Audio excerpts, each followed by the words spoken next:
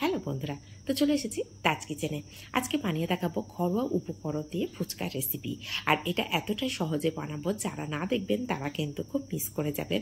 অবশ্যই স্কিপ না করে সম্পূর্ণটা দেখার অনুরোধ রইল। আর এটা একদম ঘরোয়া উপকরণ দিয়েই বানানো। তাহলে এখানে কিভাবে বানিয়েছি সেটা দেখতে থাকুন।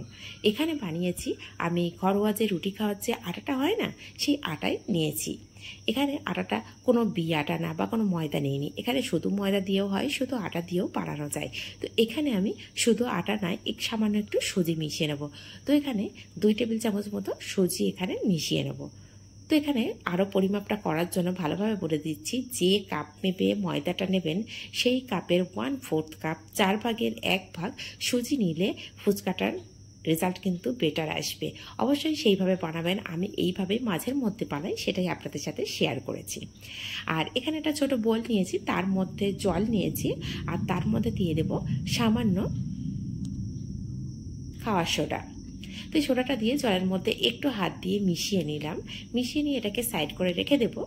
দিয়ে আগে থেকে যে আটা সুজিটা রেখেছিলাম না, সেটাকে নিয়ে নেব। নিয়ে এখন অল্প অল্প করে জল দিয়ে একটি ডো রেডি করে নেব। আর জলটা সম্পূর্ণ একবারে ব্যবহার করব না, কারণ ডোটা নরম হয়ে যেতে পারে। আর ফুচকার ডো অনেকটাই শক্ত রেডি করতে হবে, সেই জন্য একদম সামান্য পরিমাণে জল দিয়ে দিয়ে দেখুন এইভাবে রেডি করছি। আর এটা কিন্তু আমি একদমই স্কিপ করে যাইনি, যাতে আপনাদের বোঝানোর সুবিধার্থে, যাতে ভালো করে বুঝতে পারেন, সেই জন্য একদমই স্কিপ করিনি। তো দেখুন কতটা শক্ত করে মেখেছি, আর সম্পূর্ণ জলটাও লাগেনি। দেখুন জলটা কতটা বেশি হয়েছে। এটাকে সাইড করে রেখে দিলাম। দিয়ে এখন আমি যে ডোটা রেডি করা হয়ে গেছে, সেটাকে একটা ভিজে কাপড় দিয়ে ঢাকা দিয়ে 20 মিনিটের মতন বা আধ ঘন্টার জন্য এটাকে রেস্টে রেখে দেবো। এটা কিন্তু রেস্টে রাখারও প্রয়োজন নেই। যদি মনে করেন সঙ্গে সঙ্গে বেলে নেবেন, অবশ্যই বেলে নিতে পারেন। তো রেস্টে রেখে দেওয়ার পরে রেজাল্টটা আরও বেটার আসে। সেজন্য চেষ্টা করবেন 10 থেকে 20 মিনিট হোক বা আধ ঘন্টা হোক এটাকে রেস্টে রাখার জন্য। তবে এখানে 20 মিনিট রেস্টে রেখেছিলাম, তারপরে আবারও নিয়ে নিলাম। নিয়ে দেখিয়ে দিলাম কতটা শক্ত বা নরম হয়েছে। তো এটাকে আরও কিছুক্ষণ একটু মেখে নিলাম। আর কতটা শক্ত রয়েছে ডোটা সেটা দেখিয়ে দিলাম। এই ডোটা চেষ্টা করবেন একটু শক্ত শক্ত, একদম টাইট যেন হয়। তো এখন এটা থেকে আমি এখন লেচি কেটে নেব ছোট ছোট করে। এটা রেডি হয়ে গেছে। তো যেটার মধ্যে বেলে নেব সেটাকে নিয়ে নিলাম। নিয়ে এখন একটু লম্বা করে রোল করে নিলাম, তার মধ্যে থেকে ছোট ছোট করে লেচি কেটে নিলাম। এখান থেকে একটা লেচি নিয়ে এইভাবে লম্বা করে নিলাম। এতে করে যখন লেচিগুলো কাটবো না, খুব সহজে তাড়াতাড়ি লেচিগুলো কাটা হবে। সেই জন্য এই পদ্ধতিটা দেখে নিন, খুব সহজেই অনেকগুলো ফুচকা একসঙ্গে লেচি কেটে নিতে পারবেন। তো এইভাবে একটু লম্বা করে নিচ্ছি, আর সাইজটা খুব ভালো করে হাতে নিয়ে দেখিয়ে দিচ্ছি, একটু বুঝে নেবেন। তো এখানে 4টে রেডি করে নিয়েছি, নিয়ে একসঙ্গে কেটে নেব। দেখুন কত সহজে অনেকগুলো লেচি একসাথে কাটা হয়ে যাবে। তো এইভাবে সমস্ত লেচিটা কেটে নিলাম, আর হাতের মধ্যে করে নিয়ে দেখাচ্ছি লেচিটা কতটা ছোট বা কতটা বড় হচ্ছে। তো এটা একদম ফুচকার পারফেক্ট সাইজ হয়েছে। তবে হাতে নিয়েও দেখে দিচ্ছি যে কতটা ছোট বা বড় করেছি লেচিগুলো। আর ঠিক এইভাবে হাতে করে এক একটা লেচি নিয়ে গোল করে নিচ্ছি।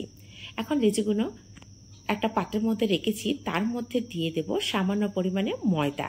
এতে করে লেচিগুলো একটার সঙ্গে একটা লেগে যাবে না।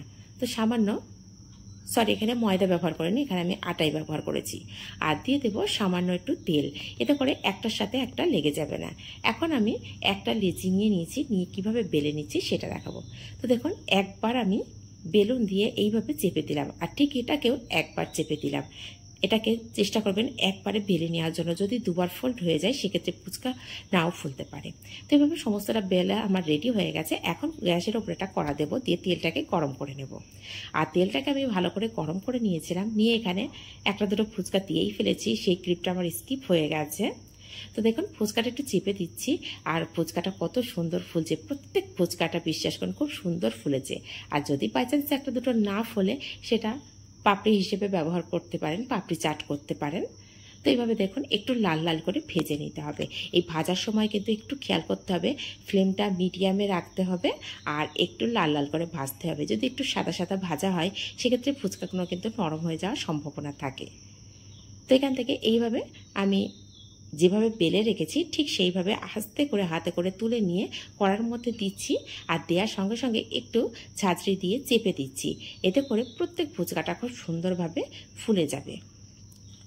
তো রেসিপিগুলো কেমন লাগছে অবশ্যই কমেন্ট করে জানাবেন, আর যদি ভালো লাগে অবশ্যই লাইক করবেন, নিজেদের মানুষের কাছে শেয়ার করবেন। আর নিত্য নতুন রেসিপি পেতে প্লিজ চ্যানেলটিকে সাবস্ক্রাইব করে পাশে থাকা বেল আইকনটি প্রেস করে রাখবেন। যখনই কোনো নিত্য নতুন রেসিপি আপলোড করব সবার আগে পৌঁছে যাবে আপনাদের কাছে। তাহলে কত সুন্দরভাবে আর কতটা সহজভাবে আপনাদের সামনে এই রেসিপিটাকে তুলে ধরলাম। জানি না কতজনের এই রেসিপিটা ভালো লেগেছে। যদি ভালো লেগে থাকে অবশ্যই কমেন্ট করে জানাবেন কি কোথা থেকে দেখছেন। দেখুন এখানে সবগুলোই ফুলে গেছে। এখানে কিন্তু এতক্ষণ ভাজার পরে একটা ফুচকা ফোলেনি, সেটাও আমি দেখিয়ে দিচ্ছি। ঠিক এগুলোকেই পাপড়ি হিসেবে পরে ব্যবহার করতে পারবেন।